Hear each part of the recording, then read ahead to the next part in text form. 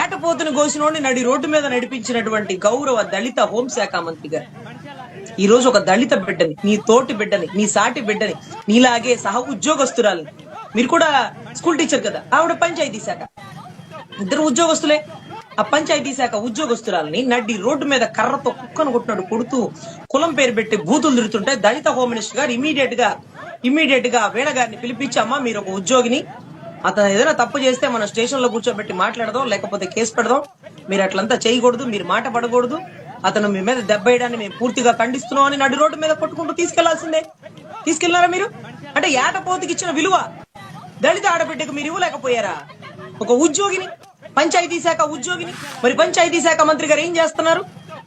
ఆ శాఖ ఎమ్మెల్యేకి తాలూకా కదా, కనీసం కమిటీ రిపోర్ట్ ఏమొచ్చిందో మాకు చెప్పరా? అతను మంచోడో ఆవిడ మంచిదో తేల్చండి. మీకెందుకు చెప్పాలా? మీకెందుకు చెప్పాలంటారేమో. ఇది ప్రజాస్వామ్యం.